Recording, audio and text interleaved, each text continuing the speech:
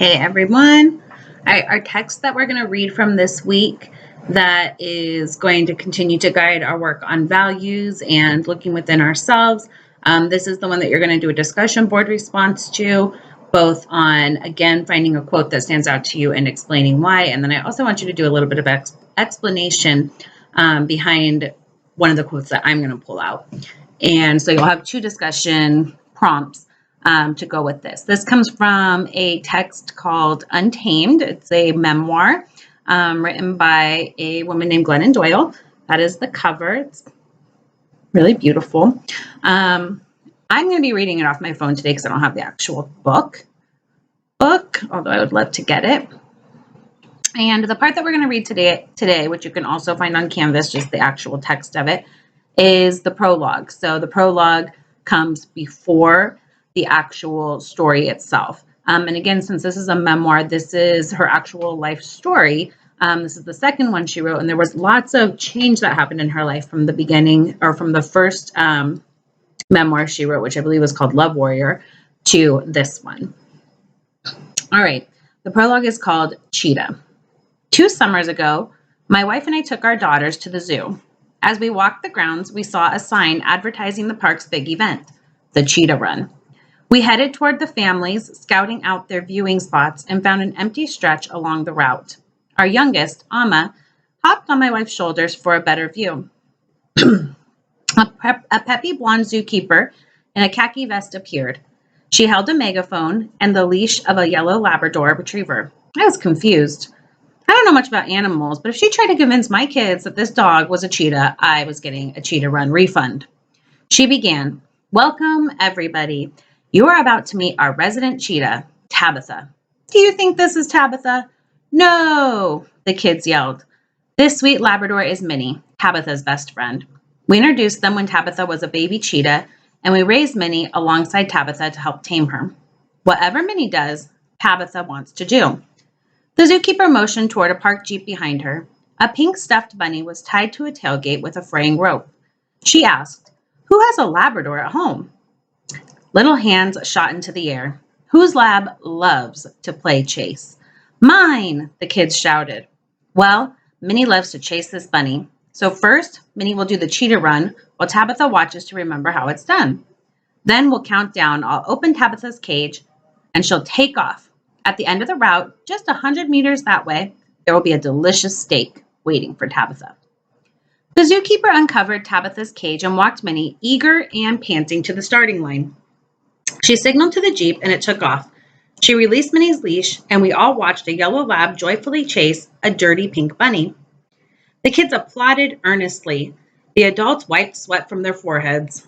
Finally, it was time for Tabitha's big moment. We counted down in unison. 5, 4, 3, 2, 1.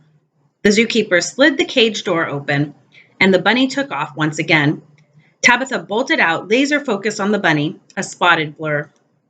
She crossed the finish line within seconds. The zookeeper whistled and threw her a steak.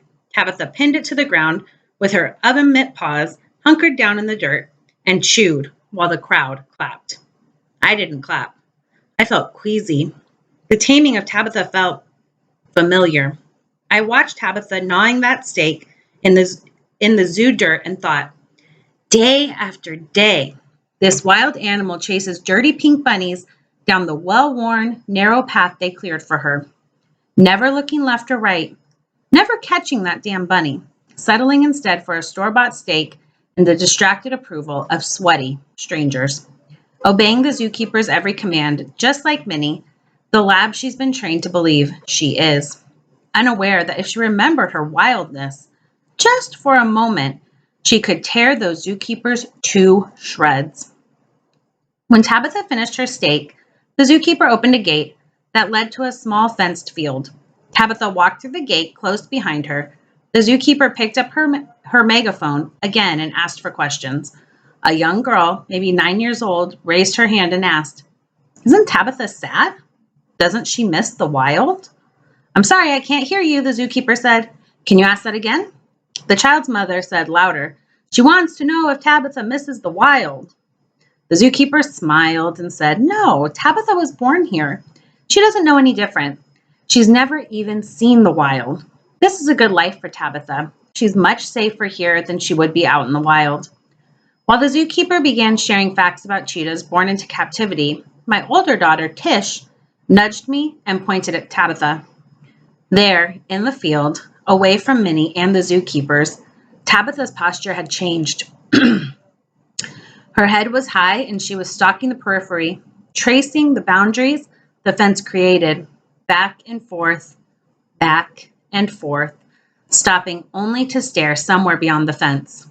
It was like she was remembering something. She looked regal, a little scary. Tish whispered to me, "Mommy." She turned wild again. I nodded at Tish and kept my eyes on Tabitha as she stalked. I wished I could ask her, "What's happening inside you right now?" I knew what she'd tell me. She'd say, "Something's off about my life. I feel restless and frustrated. I have this hunch that everything was supposed to be more beautiful than this. I imagine fenceless, wide open savannas. I want to hunt and run and kill. I want to sleep under an ink black, silent sky filled with stars. It's all so real, I can taste it." And then she'd look back at the cage, the only home she's ever known. She'd look at the smiling zookeepers, the bored spectators, and her panting, bouncing, begging best friend, the lab.